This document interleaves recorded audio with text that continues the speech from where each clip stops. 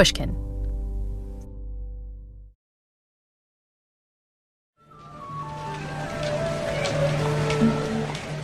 It's May 25th, 1787, Philadelphia, Pennsylvania. And the normal morning hustle is beginning to take over the streets.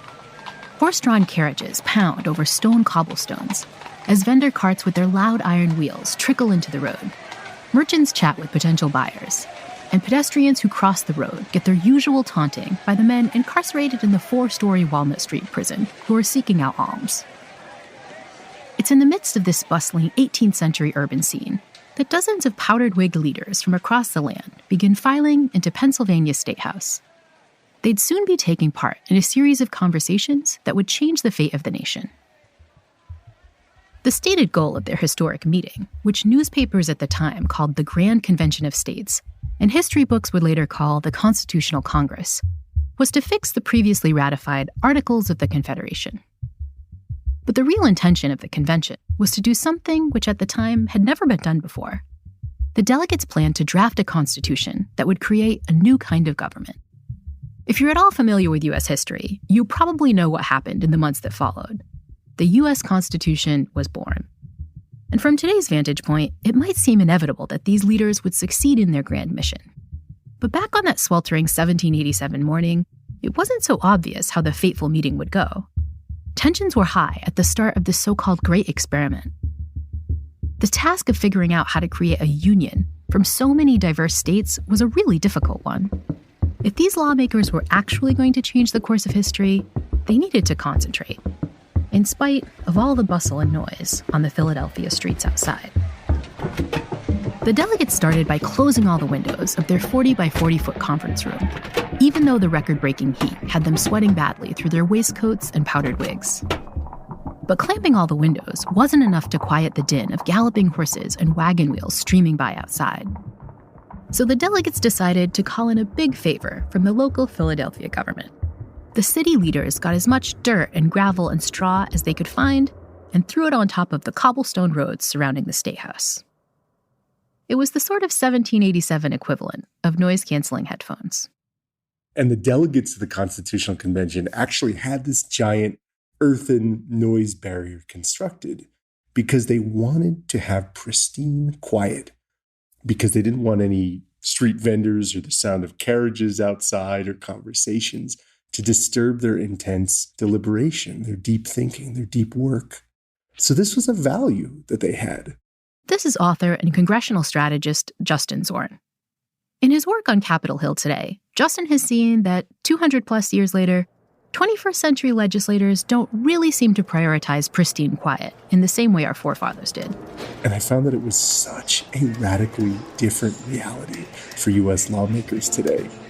Everywhere you'd go, there were TVs blasting, alarms blasting, signaling floor votes.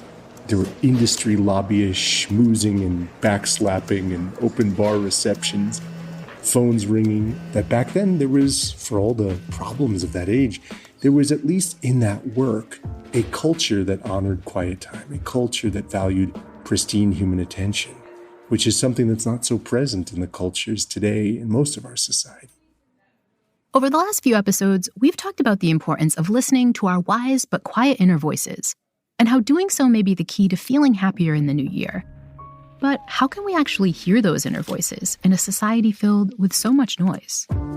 So in this final episode of our special New Year season, I want to examine what we might be losing in a culture that doesn't make room for true silence. I want to talk about the costs of too much noise and explore whether there are strategies we can use to fight back against all the unnecessary stuff that grabs our ears and our attention, so that we, like those thoughtful constitutional delegates back in the day, can get the calm and attentional quiet we need to really flourish.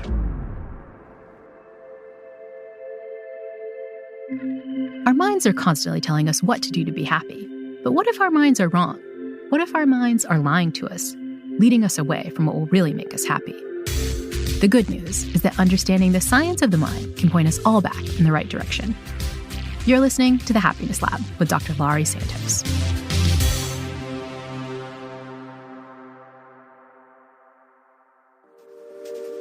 It really came from a place of despondency where we were pressing in our various places of work, Justin on Capitol Hill, me working with scientists and engineers trying to work on climate change or removing toxic chemicals. So these things that are so important, where there's so much urgency, and that experience of everybody speeding up, adding more meetings, right?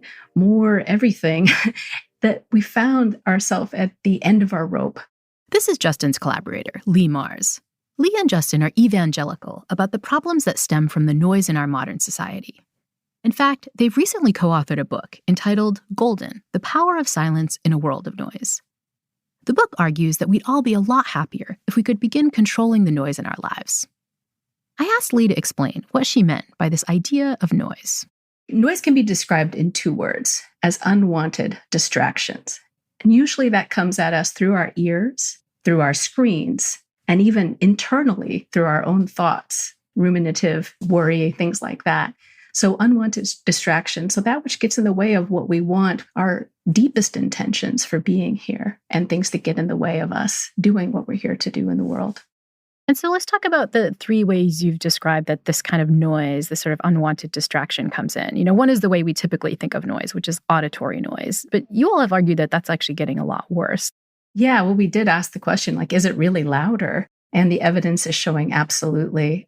Across Europe, an estimated 450 million people are living, that's about 65% of the population, are living with decibel levels that are thought to be harmful to health, according to the World Health Organization. Siren levels have gotten 6 times louder in order to pierce through the din and get our attention in these loud urban soundscapes. So it is definitely, without a doubt, louder. And it's not just auditory noise that's going up. Justin, you've also talked a lot about informational noise. What do you mean by that, and why is it getting worse? Yeah, it's not just the noise in our ears, it's the noise on our screens and in our heads. And thinking about the screens, we look to a 2010 statement that Eric Schmidt, who was then the CEO of Google, made this estimate that every 2 days, we now create as much information as we did from the dawn of civilization up until 2003. And researchers have found that most people switch between different online content every 19 seconds, that the average person spends 1 full hour per day every day working to get back on track after dealing with interruptions from phones and social medias. So in aggregate, we take in about 5 times as much information, most people in the United States, as we did in 1986. So it's like we're trying to drink out of a fire hose of information. And so that was informational noise, but you've also argued for a third kind of noise, which you call internal noise. Leigh, what's that, and why is it such a problem for us? So everything we just mentioned is external, but thinking about our internal soundscape, internal noise. Ethan Cross, the professor at University of Michigan who wrote the book Chatter, estimates that we listen to something like 320 State of the Union addresses every day of compressed speech. And that speech is not often helpful, as you know very well. It could be worrying, fixating, ruminating of all kinds, just looping and carving those pathways. When we get back from the break, we're going to discuss solutions to all the problems that stem from unnecessary noise. We'll see that there are strategies we can use to deliberately seek out the pristine attention Justin mentioned, if we're willing to put in some time and effort. The Happiness Lab will be back in a moment.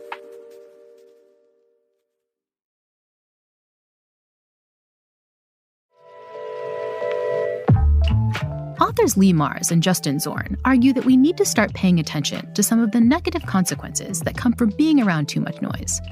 Whether that unwanted distraction comes from the auditory world, the endless information streams around us, or the swirl of thoughts inside our head. Over the last few years, the pair has begun mindfully noticing what happens in their bodies and their minds when there are too many demands on their consciousness. When I become irritable, this is a telltale sign that I am saturated by noise, because that's not my default. I also notice some physical things like tightness in the jaw, the diaphragm, have trouble filling my lungs with air, even to the point where I have panic attacks at night. But I'll also notice relational tension. So it's physical things, it's emotional things, and also things with relationships. They're not going as well as they typically are. Justin, did you experience similar things? We talk about noise. The experience of noisiness is a feeling of contraction. It's like this contracted state of being. And that's often what it feels like for me when I'm like constantly reaching for my phone to check my email, or constantly looking to be stimulated, constantly seeking some kind of auditory or informational distraction, there's a kind of contractedness in my whole being. As a society, we tend to view happiness as a kind of contracted state, as the dopamine rush. But there's a deeper, more sustainable, kind of more fulfilling happiness that's more akin to what Aristotle talked about, like eudaimonia. That's not that contracted dopamine go, go, go rushed state. It's a more open, expanded state of happiness that corresponds to the kind of pristine attention we're talking about. But you all are really, really worried about this. Like, you made this strong claim that all of the world's problems are in part due to this noise. Well, we're living in a time when we often mistake feelings of stress for aliveness. We look in the book at how noise is our most celebrated addiction these days, how we often measure progress and productivity in terms of how much mental stuff we're creating. We look in the book at how we measure GDP, for example, in terms of how much industrial stuff we're creating, but also how much sound and stimulus, how much data and content we're creating.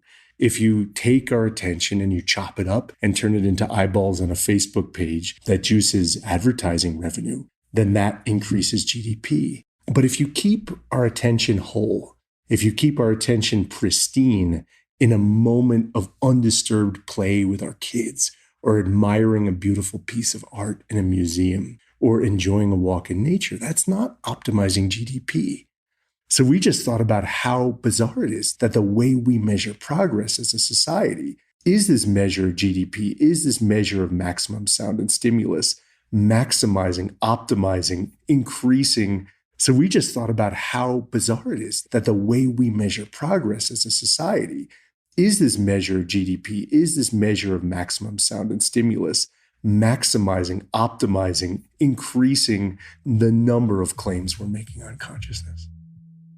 Justin and Leigh wanted to better understand what's needed to get to that expanded state of consciousness they mention, that sense of pristine attention.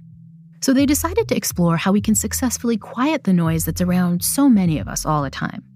To do so, they asked an eclectic group of lay people and experts how they find silence in their lives.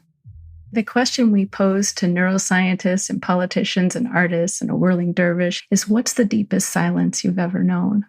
When we asked this question, we expected some of those answers to be really auditorily quiet, right? Moments maybe on a mountain peak, profound moments of deep meditation. But what they pointed us towards instead were moments of awe, births, deaths, and moments that were sometimes auditorily quite loud, which again kind of led the way to looking at that internal state of quiet and not just the external one. So you use that question and all these kind of interesting answers you get to come to this definition of silence. Justin, how are you thinking about silence? So at one level, silence is the absence of noise. It's the space where no one is making claims on the consciousness. It's the space where no one is interfering with your clear perception and also your clear intention. It's not so straightforward because silence is often scary. Silence is often uncomfortable. So it's like we're wired now to believe that happiness is the opposite of silence. And even for those tiny examples like awkward silence, I have a teenage daughter and there's nothing more horrifying than awkward silence in her world, the horror of the vacuum, the space where we have to confront ourselves, confront the unknown and what might become known. So experiencing silence is scary, but talk to me about some of the science showing the unexpected power of silence. We look to neuroscience and we ask this question, what if there was a mute button for the mind? Well, Mihai Csikszentmihalyi, we turn to his work on flow states, where people really express a lot of joy being in flow. It's an incredibly universal experience he describes. And one piece of that we describe as internal silence. That's a place where there's no more space for self-referential thought. You're no longer talking to yourself about yourself. And he says that turns out to be a very enjoyable experience. You're tearing down a hill skiing, or you're in a dance class with the music blasting, but you're using that attention that you need in order to focus on that activity so much that there's no more space for that self-referential thought. And that turns out to be a very happy experience for us. And so flow is the kind of thing that brings us happiness. But interestingly, it also seems just the absence of auditory noise can make us feel good. Yeah, there have been some brain studies looking at the effects of different types of sounds on the brains of mammals. And it was found that it was silence more than classical music and white noise and other soothing sounds that stimulated the growth of neurons in the hippocampus, which is the region of the brain most associated with memory. And what these researchers at Duke Medical School found was that the act of trying to hear in silence activates the brain and promotes neural development. So it's not just silence, but this act of paying attention to the silence. So far, we've heard some of the benefits of silence, whether that's experiencing less auditory noise or just calming the rapid chatter inside our heads. But when we get back from the break, we'll hear more about practical strategies we can use to achieve these blessings and to find the pristine calm that silence can offer. The Happiness Lab will be right back.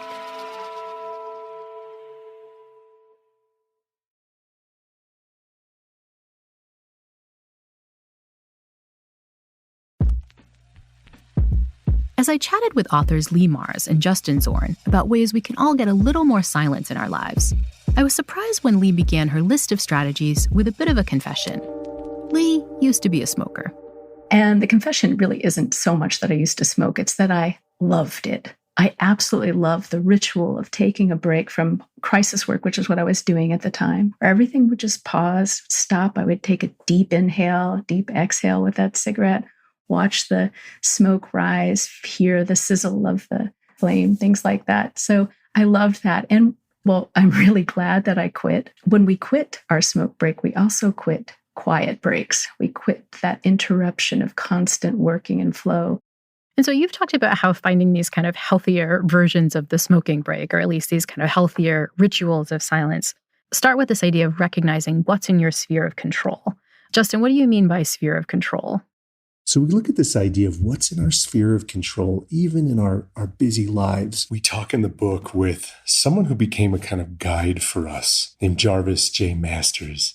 And Jarvis has spent 30 years on death row for a crime that the preponderance of evidence shows that he didn't commit.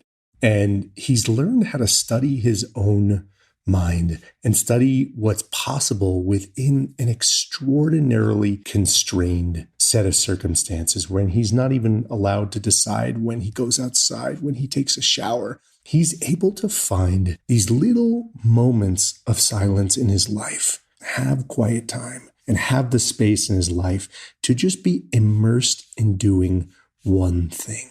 So we take that as a kind of signal that we can find it too.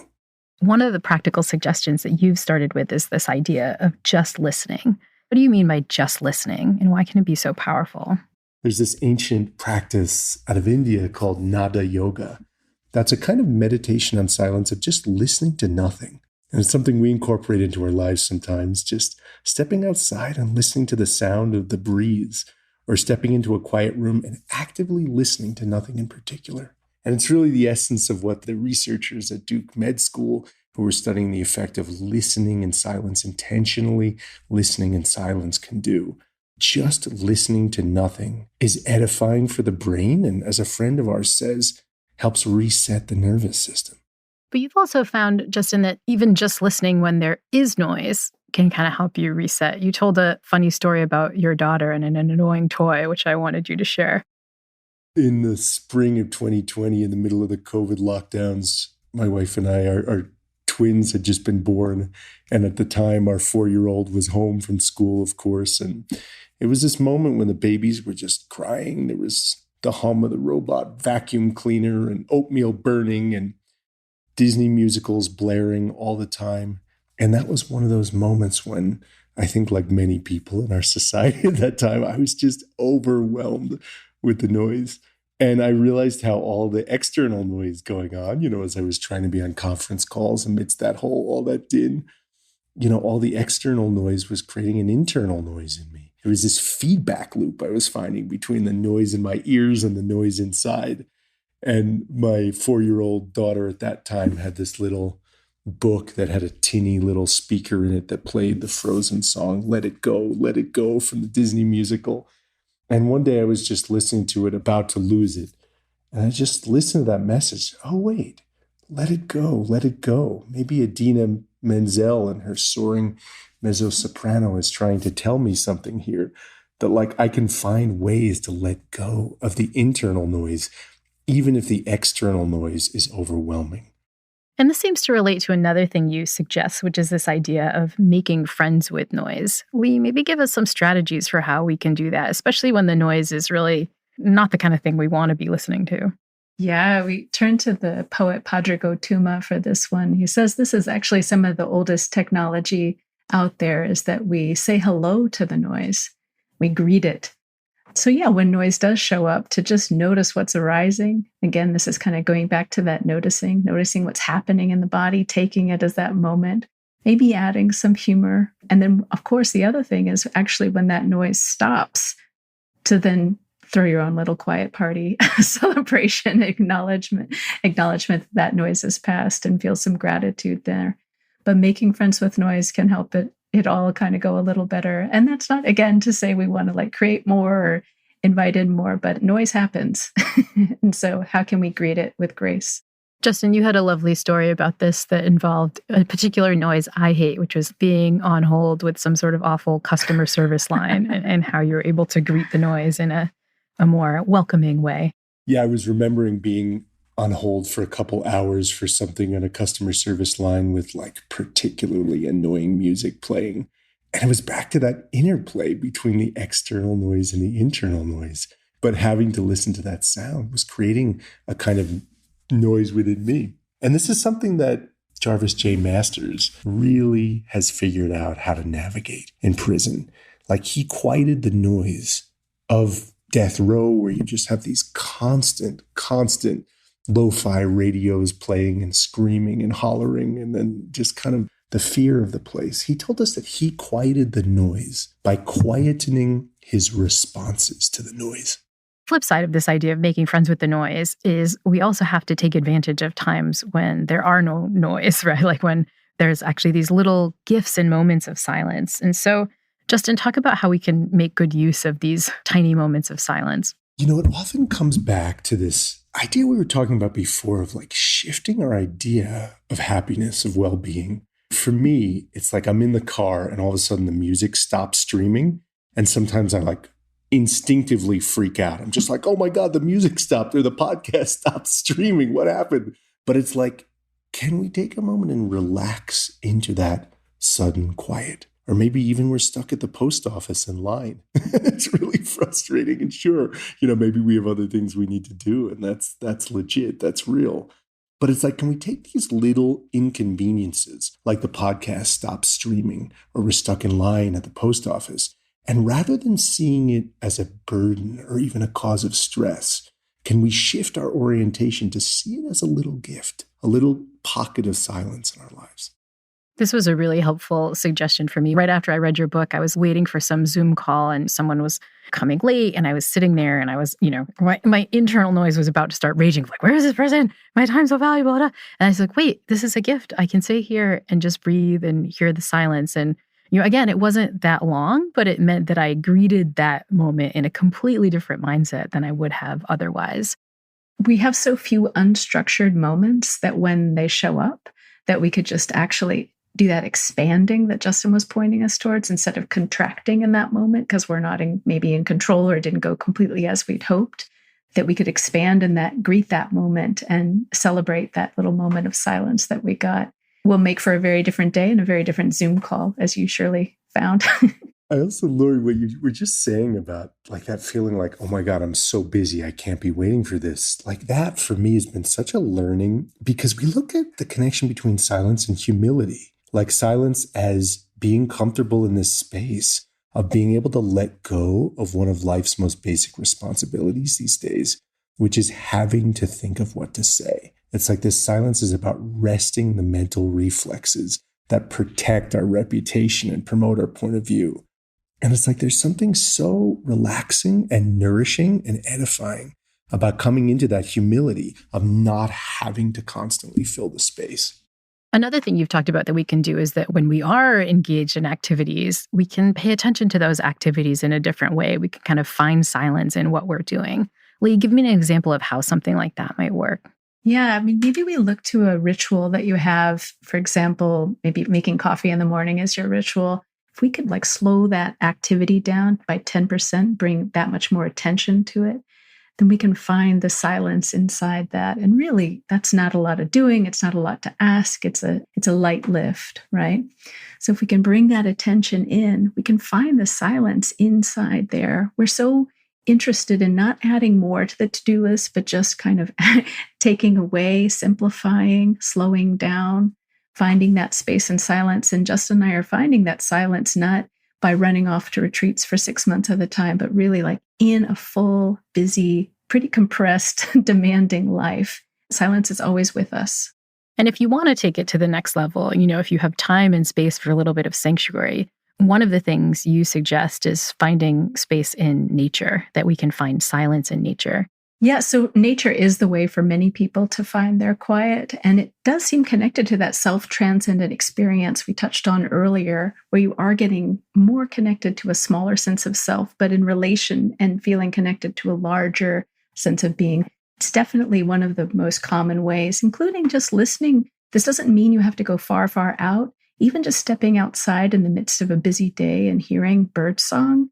With birding in particular, birds are with us. It's the wild coming into our very being. We do look a little bit in the book at, for example, the research of Ming Kuo that shows that, just playing with soil for 5 minutes can actually change the activation of the parasympathetic nervous system from fight or flight, moving towards tend and befriend.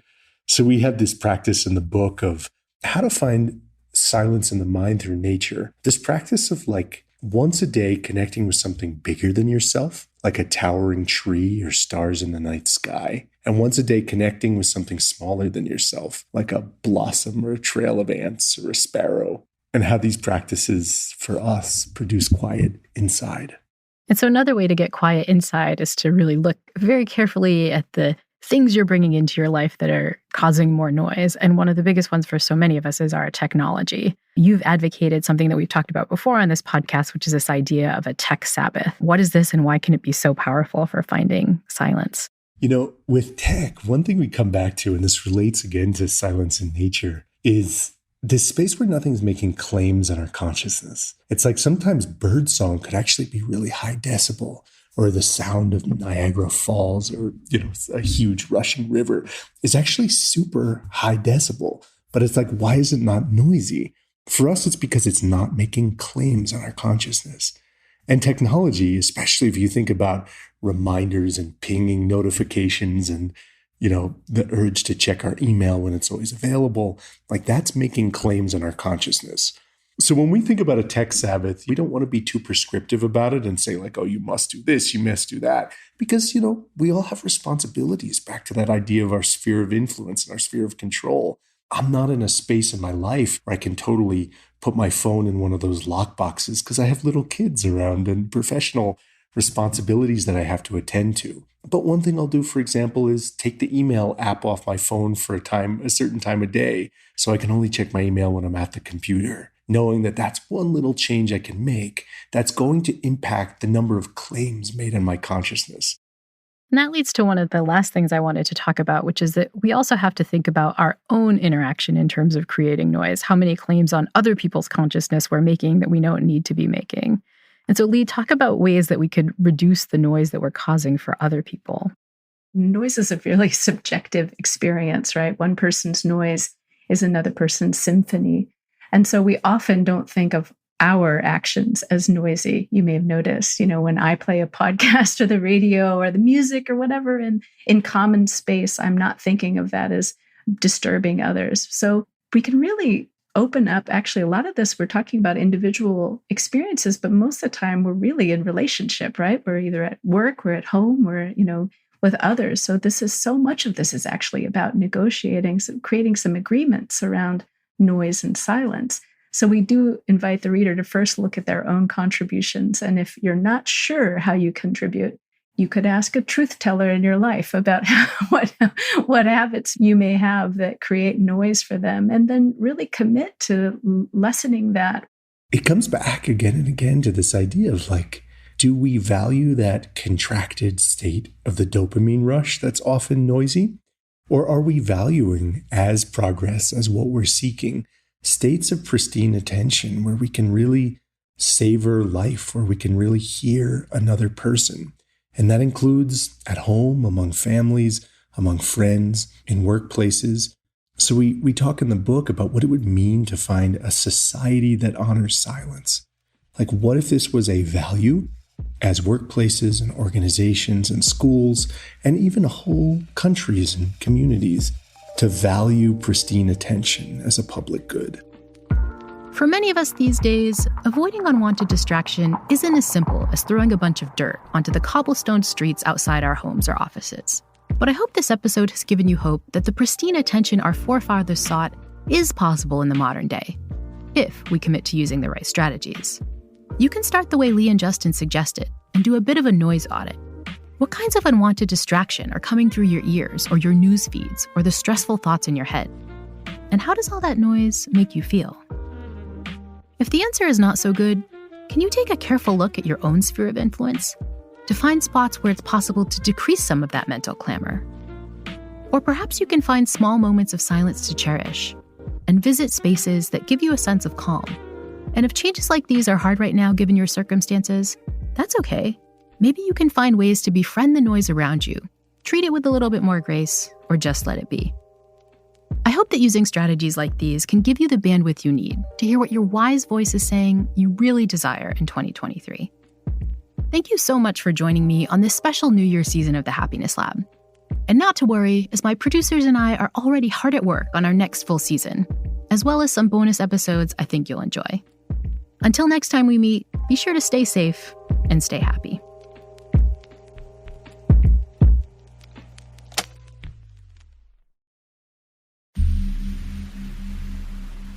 The Happiness Lab is co-written by Ryan Dilley and is produced by Ryan Dilley and Courtney Guarino. The show was mastered by Evan Viola, and our original music was composed by Zachary Silver. Special thanks to Shane Beard, Greta Cohn, Nicole Morano, Morgan Ratner, Maggie Taylor, Jacob Weisberg, my agent Ben Davis, and the rest of the Pushkin team. The Happiness Lab is brought to you by Pushkin Industries and by me, Dr. Laurie Santos.